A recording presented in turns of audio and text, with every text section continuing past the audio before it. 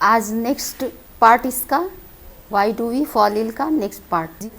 आज हम लोग इसके आगे जैसे क्लासिफिकेशन इसमें पढ़ेंगे, टाइप्स पढ़ेंगे।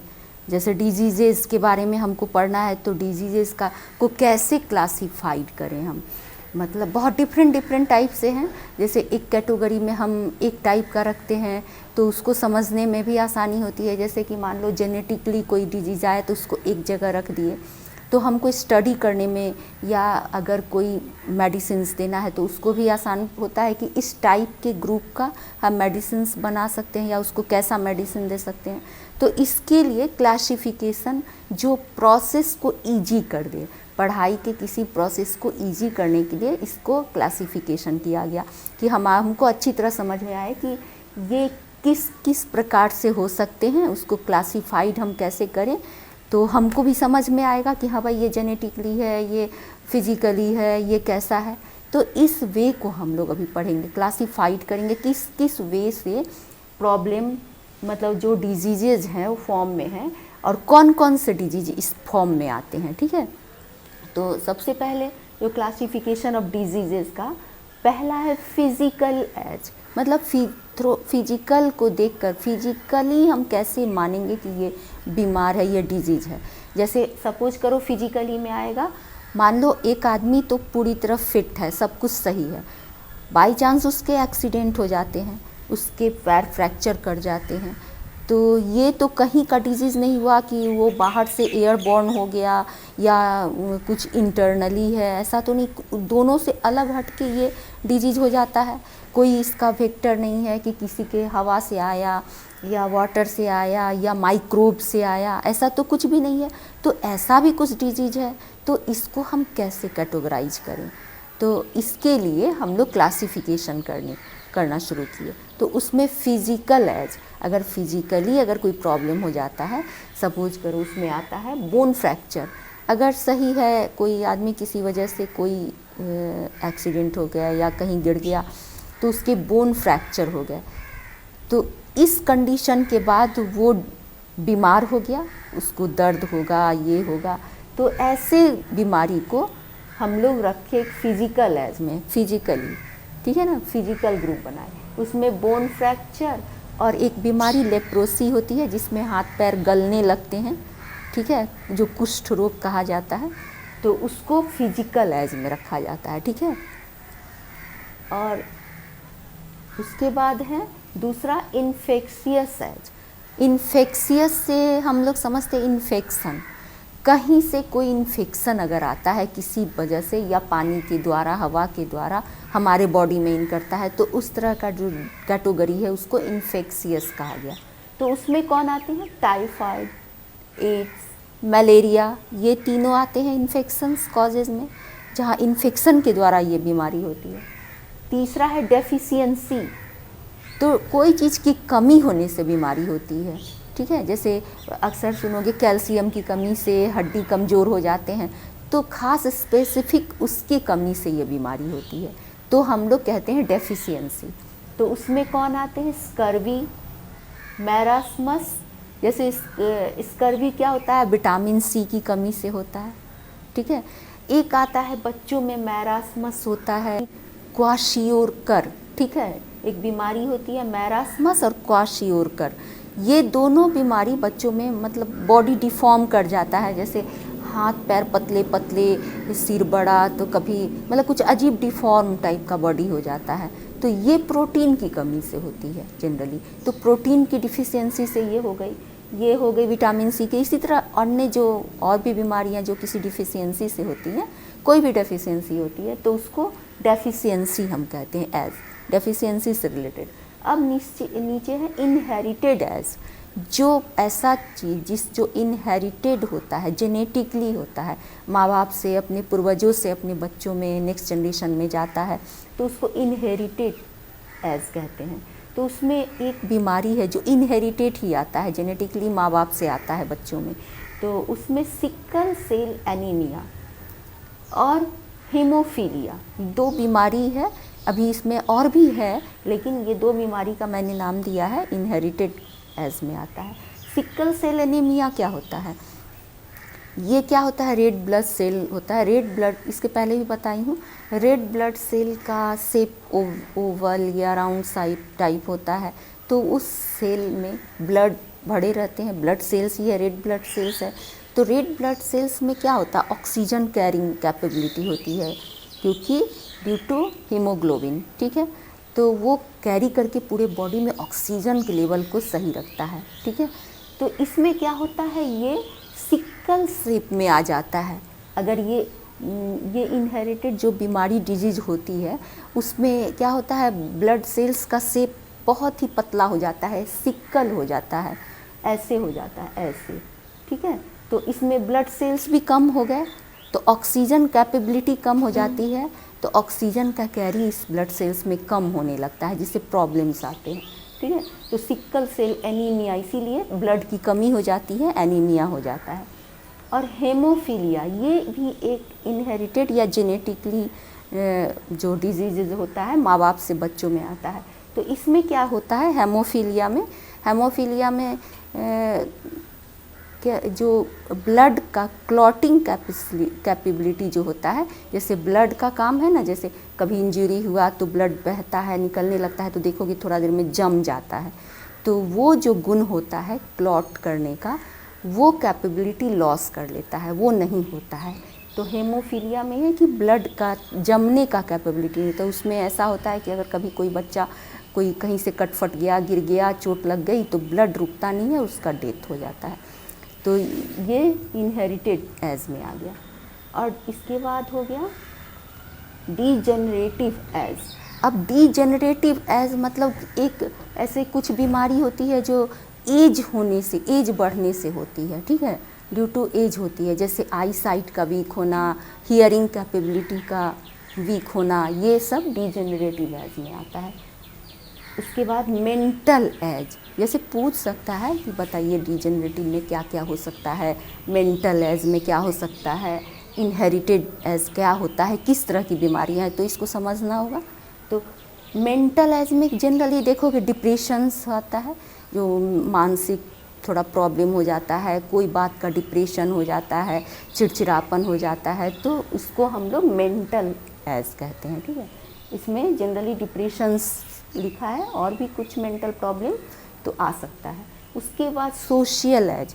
अब सोशल जो हमारे समाज में ज़्यादातर देखोगे कि क्यों होता है बीमारी, समाज में गलत हैबिट लग जाना, जैसे ड्रग का एडिक्ट हो जाना, गुटखा खाना, शराब पीना, ये सब कुछ बैड हैबिट्स लग जाते हैं, तो उसको हम लोग जो समाज से लगते हैं सोशल एज कहा जाता है, ठीक है। ड्रग एडिक्शन इसमें आता है, ड्रग की आदत हो जाना। तो ये सब हो गया तुम्हारा, क्लासिफाइड कर दिया गया कौन कौन से वजह है, कौन कौन से टाइप है, जिसमें क्लासिफाइड कर दिया गया कि इसमें इस तरह की बीमारियां आती हैं, ठीक है। तो इसमें तो कोई दिक्कत नहीं होगी कि किस तरह का क्लासिफाइड किया गया। अब क्लासिफाइड तो हो गया, अब टाइप ऑफ डिजीज़ क्या होते हैं, तो इसको हम लोग समझेंगे कि टाइप होगा। टाइप मतलब जो उसका प्रकार है, मतलब कैसा होगा। तो जनरली दो तरह से होते हैं डिवाइड। एक होता है जैसे ड्यूरेशन के अकॉर्डिंग, जैसे कुछ बीमारी होती है बहुत कम समय के लिए आते हैं और चले जाते हैं, कुछ बीमारी बहुत लंबे समय तक रहते हैं, जल्दी जाते ही नहीं है, आते तो हैं लेकिन जल्दी जाते नहीं हैं। तो एक ड्यूरेशन, अवधि, समय के हिसाब से दो भाग में बांटा गया, जिसको कहा गया acute and chronic. According to duration are two types, दो तरह के हो गए, अवधि के हिसाब से, समय के हिसाब से। कम समय तक रहने वाले को एक्यूट कहा गया, बहुत लंबे समय तक जो बीमारी रहती है बॉडी में उसको क्रॉनिक कहा गया। अब एक्यूट में कौन आ गया, जैसे कॉमन कोल्ड आता है, सर्दी खांसी सीजन चेंज करने पर आता है, 4-5 दिन रहता है, खुद चला जाता है, तो वो कम ड्यूरेशन में आया और उस गति से चला गया, तो उसको कहा जाता है, उस तरह की सारी बीमारियां एक्यूट डिजीजेस। और क्रॉनिक जो बॉडी में बहुत लंबे समय तक रहते हैं, जैसे ट्यूबरकुलोसिस हो गए, टीबी किसी को हो जाता है तो फिर जल्दी जाता नहीं है, बहुत लंबे समय तक बॉडी में रहता है। आर्थराइटिस वगैरह जो होता है बीमारी, वो बहुत लंबे समय तक बॉडी में रहता है, जल्दी जाता नहीं है, मतलब जब तक जियोगे तुम्हारा दोस्त बना रहेगा, तुम्हारा साथ ही नहीं छोड़ेगा, ठीक है, तो उसको कहते हैं क्रॉनिक डिजीज़। तो ड्यूरेशन के हिसाब से अब हम लोग डिजीज़ेस फैलने और ना फैलने के हिसाब से, कुछ बीमारी क्या होता है फैलते हैं, कुछ नहीं फैलते हैं। तो जो फैलते हैं तो उसको हम कहेंगे ना कम्युनिकेबल, जो कम्युनिटी में फैलता है, कम्युनिकेबल, और इसको इन्फेक्शियस भी कहा जाता है, ठीक है, फैलने वाले को कम्युनिकेबल और इन्फेक्शियस डिजीज। और दूसरा नॉन कम्युनिकेबल, नॉन इन्फेक्शियस, ठीक है, या तो कम्युनिकेबल या इन्फेक्शियस, कोई एक नाम से भी कहीं, दोनों एक ही है, और non infectious.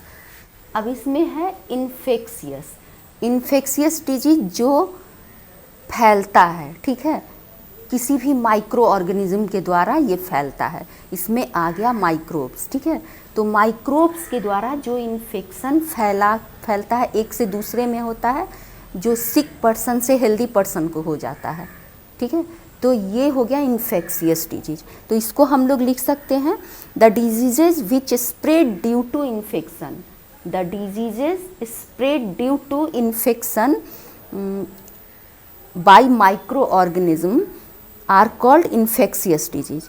It is communicated from sick person to healthy person, caused by some biological agent, pathogens like virus, bacteria, fungi, protozoan etc. ठीक है, जैसे एग्जाम्पल में इसके होगा कॉमन कोल्ड होगा, मलेरिया होगा, कॉलरा होगा, ट्यूबरकुलोसिस, न्यूमोनिया एक्सेट्रा, ये तुम्हारा इन्फेक्शियस डिजीज का हो गया, ठीक है। These diseases are mainly spread through pathogens. These diseases mainly spread through pathogens. पहला फर्स्ट, इसका जो मोड ऑफ ट्रांसमिशन होता है डिफरेंट टाइप से होता है, जैसे बाय एयर होता है, बाय वाटर होता है, बाय वेक्टर होता है। तो कैसे कैसे वन बाय वन हम लोग पढ़ेंगे। जैसे air, by air, infectious disease जो फैलता है एयर के द्वारा, जब एयर के द्वारा जब ये डिजीज़ फैलता है तो हम इसको कहते हैं एयर बॉर्न डिजीजेस, ठीक है। जब ये एयर के द्वारा डिजीजेस स्प्रेड होता है तो कहा जाता है एयर बॉर्न डिजीजेस, क्लियर। तो इसमें एग्जाम्पल में क्या आ गया, कॉमन कोल्ड जो एयर से फैलता है। कॉमन कोल्ड क्या होता है, जैसे मान लो एक हेल्दी पर्सन है, उसके बगल में कोई किसी को कॉमन कोल्ड हुआ है, छींक आ रही है, बगल में बैठा है एक बच्चा, अगर किसी को छींक, उससे उसके छींक आने से जो ड्रॉपलेट्स निकला वो बाई एयर बगल वाले बच्चे के नोज़ में चला गया, वो इनहेल कर लिया। अब वो ड्रॉपलेट जो माइक्रो ऑर्गेनिज्म था उसके बॉडी में चला गया तो उसको भी कॉमन कोल्ड हो गया, तो ये स्प्रेड हो गया। अब इसी में अगर 4 बच्चे बैठे हैं, उसमें 2 को हो गया, 1 को नहीं हुआ, ठीक है। तो कहते हैं कि 2 का इम्यून पावर कमज़ोर था जिससे बीमारी लग गई, 1 का बहुत स्ट्रांग था इसलिए तुरंत नहीं लगी, उसका फाइट कर दिया इम्यून पावर, ठीक है। तो ये स्प्रेड होने वाला है, जैसे कॉमन कोल्ड इन्फेक्शियस है, कम्युनिकेबल है, स्प्रेड होने वाला है, ठीक है। तो वो हो गया। टीबी भी वही है, एयर ड्रॉपलेट से अगर कोई खांसी छींक कुछ भी हुआ तो उससे फैलता है, उसका माइक्रोब्स उसमें चला जाता है, ठीक है। न्यूमोनिया भी हो गया, सब लंग्स से रिलेटेड है, बाय एयर होता है। एयर से जो भी बॉर्न डिजीजेज होता है उसका टारगेट ऑर्गेन ही रेस्पिरेटरी ट्रैक्ट होता है, क्लियर। तो अब हो गया वाटर। अब इन्फेक्शियस डिजीज बाय एयर समझ गए, अब वाटर से होता है तो उसको कहा जाता है वाटर बॉर्न डिजीजेज, क्लियर, ठीक है। अब इसमें आ गया कॉलेरा, वाटर बॉर्न डिजीज में कॉलेरा आ गया, अमेबिक डिसेंट्री आ गया, ये सब वाटर से, गंदे कॉन्टामिनेटेड वाटर पी लेने से ये चला जाता है माइक्रोब्स और पेट के अंदर वो अपना बीमारी फैलाता है, जिससे कॉलेरा हो जाता है, अमेबिक डिसेंट्री हो जाता है, ठीक है। उसके बाद वाटर हो गया।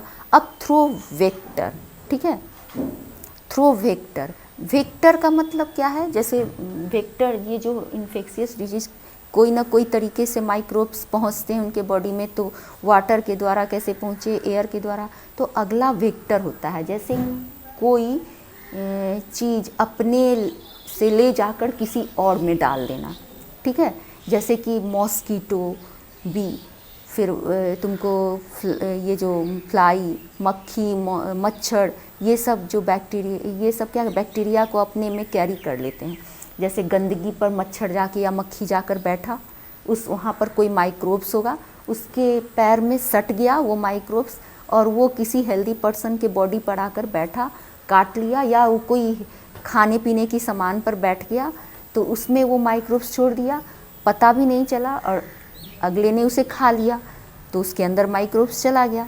तो एक ऐसा कारक जो वजह बनता है माइक्रोब्स को एक जगह से दूसरे जगह ले जाने का, तो इसमें तुम ये क्या होता है वेक्टर के, इसको कहा जाता है थ्रो वेक्टर।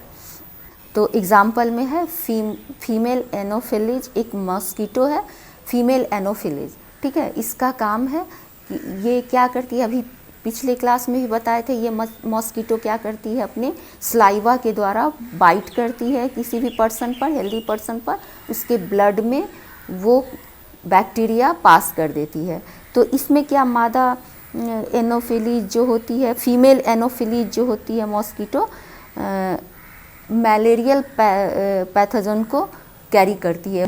वो मलेरियल पैथोजन जो होता है प्लाज्मोडियम होता है, उसका नाम, उस माइक्रो ऑर्गेनिज्म का नाम प्लाज्मोडियम होता है, जो उसके मॉस्किटो के स्लाइवा में होता है, और वो जब हेल्दी पर्सन को बाइट करती है तो उसके ब्लड में वो प्लाज्मोडियम चला जाता है और उसके रेड आरबीसी में जाकर पूरा टारगेट ऑर्गन बना के वहाँ अपनी संख्या बढ़ाता है और वो मलेरिया पैदा करता है। बताए थे कि वो रेड आरबीसी को रैप्चर कर देता है और वहाँ एक पॉइजनस मटेरियल छोड़ता है, सब्सटेंस छोड़ता है, जिससे फीवर बहुत हाई होता है और बहुत ज़्यादा प्रॉब्लम्स आते हैं। तो मलेरिया से बचना है, मक्खी मच्छर से बचना है।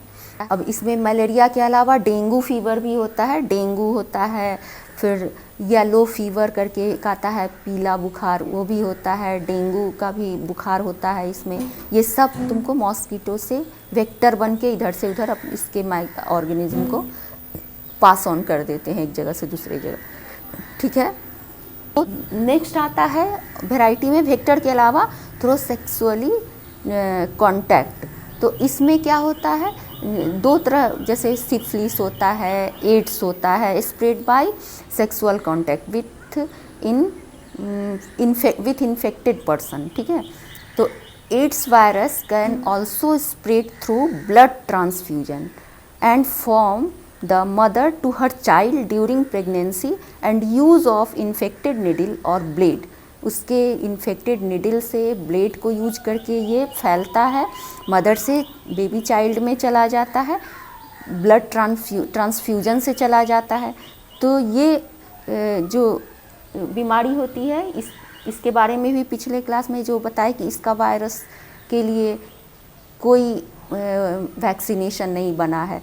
तो इसको हम लोग, जैसे यहाँ पर एड्स के बारे में लिखे हैं, एड्स का जो फुल फॉर्म होता है वो तुम लोग अपने बुक्स में देखना, उसमें लिखा है एक्वायर्ड इम्यूनो डेफिशिएंसी सिंड्रोम, ठीक है, एक्वायर्ड इम्यूनो डेफिशिएंसी सिंड्रोम। ये किस वायरस से होता है, रेट्रो वायरस जी, HIV, रेट्रो वायरस HIV। तो इसका भी तुम लोग जानते हैं ह्यूमन इम्यूनो डेफिशिएंसी वायरस, इसका नाम होगा ह्यूमन इम्यूनो डेफिशिएंसी वायरस, इसको कहा जाता है, जिसको रेट्रो वायरस भी कहा जाता है।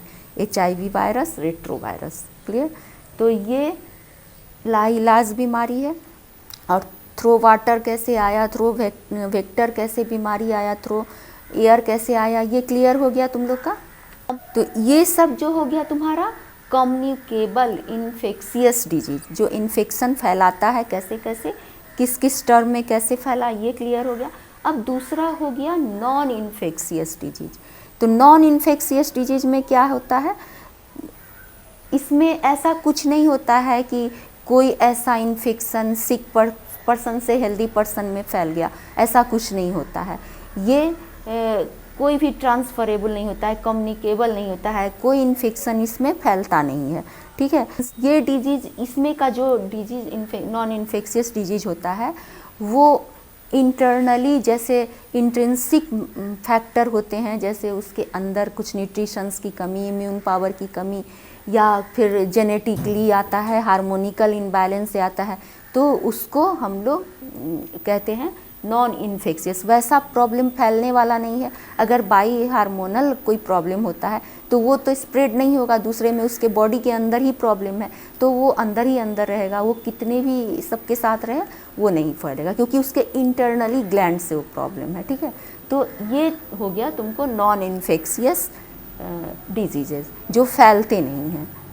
इसमें हो गया arthritis, heart disease, kidney failure, ये सब आ गए इस डिजीज़ में। अब एक जैसे कि ड्यूरेशन के हिसाब से दो बताए, मैंने बताया तुम्हें एक्यूट एंड क्रोनिक। ठीक है, अब ये तो ड्यूरेशन के हिसाब से हुआ। एक होता है जैसे तुम्हारे बुक्स में ये वर्ड है, हालांकि इसको मैं पढ़ा चुकी हूँ, लेकिन यह है कि जेनिटल डिजीजेस। तो इसमें क्या होता है, जैसे वैसा कॉन्जेनिटल डिजीजेज, इस नाम को देखना है तो उसमें जो डिजीज़ बाई बर्थ किसी में अगर होता है, जन्म से ही, उसके पैदा होने के समय से ही, जो बर्थ के समय से ही जो डिजीज़ रहता है उसको कॉन्जेनिटल डिजीज़ कहा जाता है। ठीक है, तो जन्म से ही जो रहता है, ये किस कारण होता है, cause due to genetic defect, मतलब उसके पेरेंट्स में कुछ जेनेटिकली डिफेक्ट हुआ होगा जिससे वो बीमारी इसमें आ गई। जैसे इसमें मेटाबॉलिक डिज़ॉर्डर भी होता है, कुछ इंटरनली मेटाबॉलिक डिज़ॉर्डर होता है, ये सब रीज़न होते हैं। जैसे सिकल सेल एनीमिया भी इसी डिज़ॉर्डर का है, जैसे जेनेटिक डिज़ॉर्डर का ये बीमारी है। हेमोफीलिया भी बताए, हेमोफीलिया, सिकल सेल एनीमिया, ये सब तुमको कॉन्जेनिटल डिजीज़ में आता है। ठीक है, और ये हमेशा रहते हैं, दे आर परमानेंट। ये बीमारी कभी जाती नहीं है, परमानेंट होती है, और ये अपने बच्चों में भी पास ऑन होते रहता है, उनके बच्चे में पास ऑन होते रहता है, ये परमानेंट होता है, ये जल्दी जाता नहीं है ये बीमारी। अब एक तो कॉन्जेनिटल हो गया, अब दूसरा एक्वायर्ड होता है, एक्वायर्ड डिजीज, जैसे कि वो एक्वायर्ड करता है, जैसे उसका कोई ऐसा बाई बर्थ नहीं होगा या कुछ स्प्रेड करके नहीं आया, मगर कुछ ऐसा इन्वायरमेंटल कुछ ऐसा एक्वायर करता है, जैसे उसको कोई गुण जो जमा करते करते अपने अंदर बना लेता है, जिसको नेचर में उसको सरवाइव कर लेता है, उसको वो मतलब एक्सेप्ट कर लिया जाता है इन्वायरमेंटली भी, नेचुरल में भी, जैसे बाई बॉडी भी इंटरनली एक्सटर्नली वो सरवाइव कर जाता है। तो ऐसा गुण जो एक्वायर्ड कर दिया गया हो तो उसको एक्वायर्ड डिजीज़ भी कहते हैं। कुछ ऐसे डिजीज़ होते हैं जो एक्वायर्ड हो जाते हैं और वे चाइल्डहुड से नहीं होते हैं, ये बाई बर्थ नहीं होते हैं, they are not present in to child, they are not present from childhood, they can be communicable और नॉन कम्युनिकेबल। ये कम्युनिकेबल भी हो सकते हैं, नॉन कम्युनिकेबल भी हो सकते हैं। तो ये हो गया तुम्हारा एक्यूट, क्रॉनिक, ये नॉन इन्फेक्शियस में कौन आया, इन्फेक्शियस में कौन आया, कॉन्जेनिटल में कौन आया, एक्वायर्ड में कौन आया, ये जो जितने तरह के हो गए ये तुम्हारे क्लियर हो गए। अब एक तो हम एनसीईआरटी के बुक में एक और टॉपिक दिया है, जैसे organ specific and tissue specific manifestation. तो इसमें भी वही चीज़ है, जैसे ऑर्गन जो होता है स्पेसिफिक या टिश्यू स्पेसिफिक, जैसे कोई खास ऑर्गन को कोई माइक्रोब्स टारगेट बनाता है तो ऑर्गन स्पेसिफिक कहते हैं। कोई टिश्यू को टारगेट बनाता है तो उस जगह को कहते हैं ना, जैसे उस टिश्यू को टारगेट बना के वहाँ अपनी संख्या बढ़ाता है और उसको डिजीज़ बनाता है। ठीक है, तो वैसे ऑर्गन्स को जो टारगेट बनाता है तो ऑर्गन स्पेसिफिक मैनिफेस्टेशन कहा जाता है। तो उसमें क्या है, microbes which enter through the nose, जब माइक्रोब नोज़ के द्वारा इंटर करता है तो उसका टारगेट ऑर्गन कौन हो जाता है, सोचो, लंग्स हो जाएगा। ठीक है, लंग्स से रिलेटेड बीमारी आएगी, जैसे टीबी हो गया, रेस्पिरेटरी सिस्टम से जो भी रिलेटेड है वो सब आ जाएंगे, फ्लू आ जाएंगे, टीबी आ जाएगा, ये सब हो जाएगा। अब है कि जैसे कोई भी microbes which enter through mouth, तो उसका टारगेट ऑर्गन कौन हो जाएगा, तुमको गट और लीवर हो जाएगा, स्टमक के अंदर, और वो लीवर पर भी काम अफेक्ट करेगा। तो उसमें जनरली टाइफाइड हो जाता है, लीवर पर करता है तो जॉन्डिस होता है, हेपेटाइटिस होता है।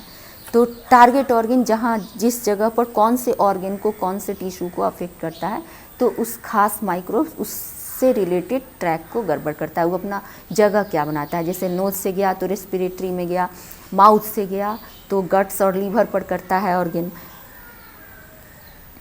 अब अगर कोई भी वायरस जो इंटर करता है मॉस्कीटो बाइट से या अदर कोई वेक्टर से, तो उसका टारगेट ऑर्गन क्या होता है, ब्रेन हो जाता है। जनरली ब्रेन से ब्रेन में भी जाता है, तो जनरली इन्फेक्ट्स ब्रेन को करता है। जैसे बहुत सारे इंसेफ्लाइटिस वगैरह होते हैं, तो वो इसी तरीके से वो माइक्रो ऑर्गेनिज्म डिजीज़ फैलाता है। तो जापानीज इंसेफ्लाइटिस ये सब जो होता है, ब्रेन फीवर, इन सब वेक्टर के द्वारा, मॉस्किटो बाइट के द्वारा, फिर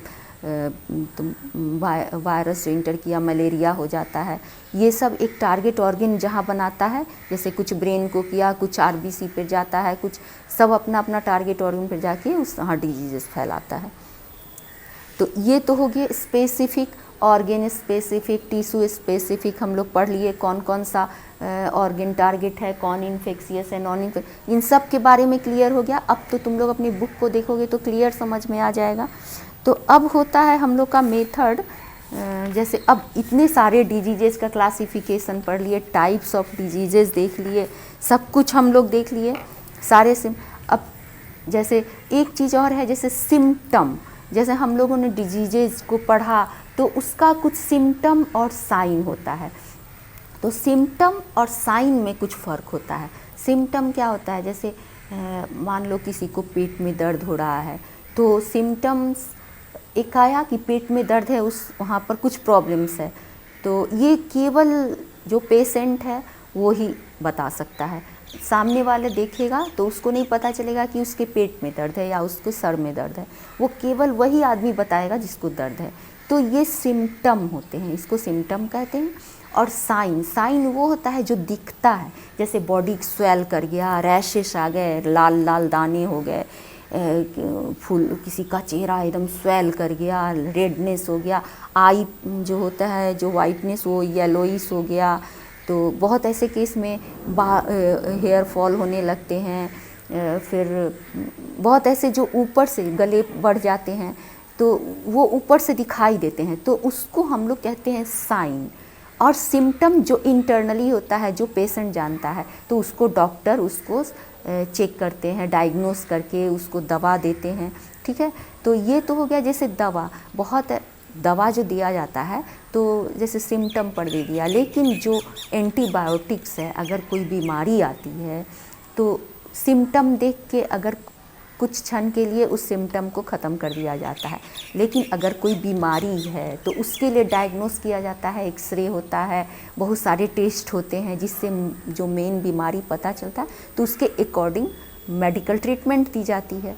तो अब हम लोग ट्रीटमेंट के बारे में पढ़ेंगे। ठीक है, सिम्टम हो गया, सिम्टम और साइन क्या होता है, इसमें डिफरेंसेस अपने बुक से देख लेना क्या होता है, समझ में आ जाएगा।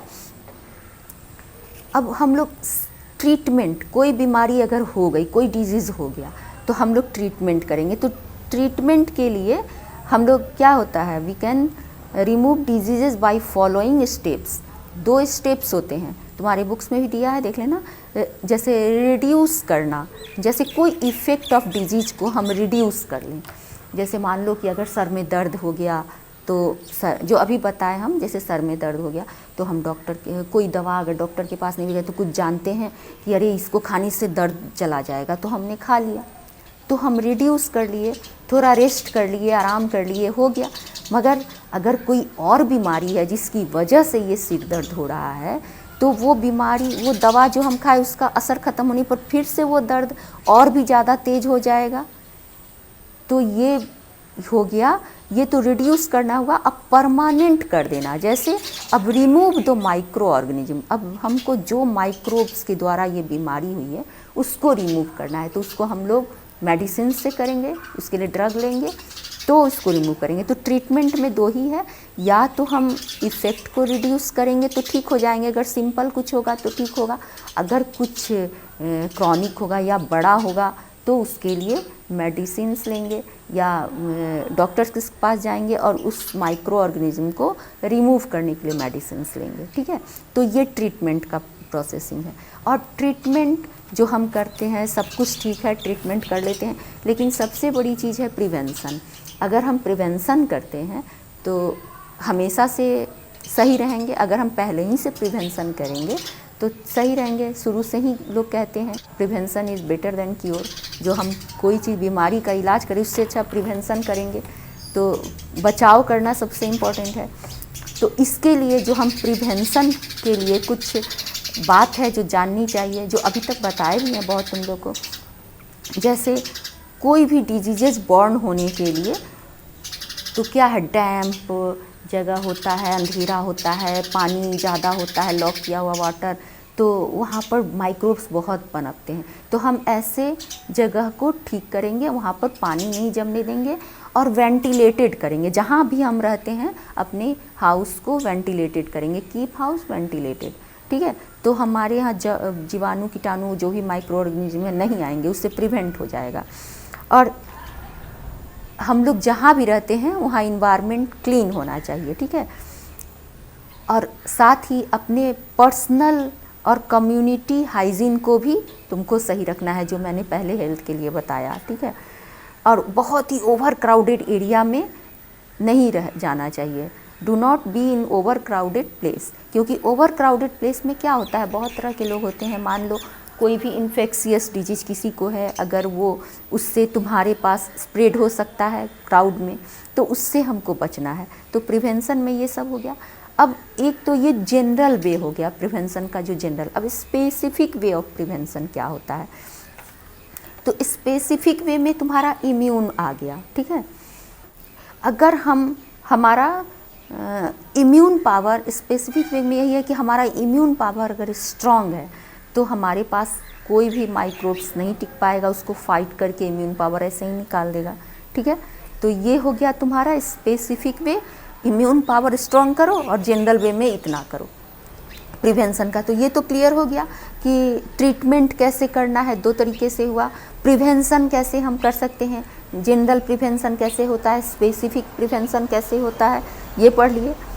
अब हम लोग जैसे इम्यून का जो परिभाषा है, इम्यूनिटी क्या है, तो उसको भी हम लोग करीब करीब तुमको वैक्सीनेशन, इम्यूनाइजेशन डिस्कस कर दिए हैं।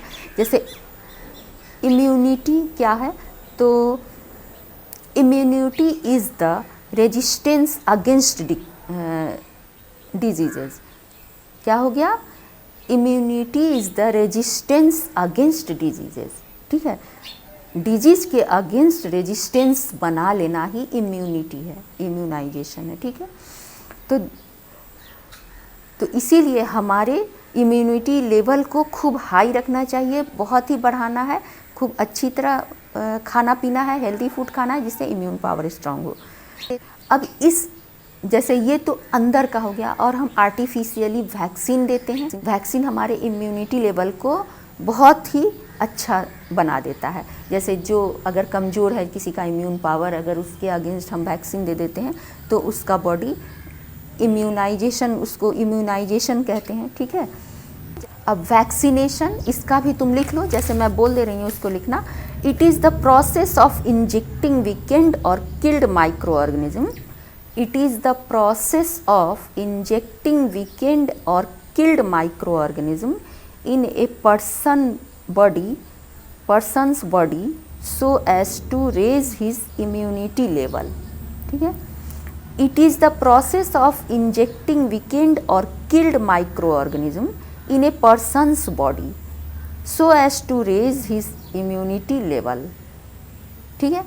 तो वैक्सीनेशन क्या हो गया, जो डाला जाता है बॉडी में इम्यून पावर को स्ट्रॉन्ग बनाने के लिए, जो एंटीबॉडीज़ बन जाता है, उसको हम लोग वैक्सीनेशन कहते हैं।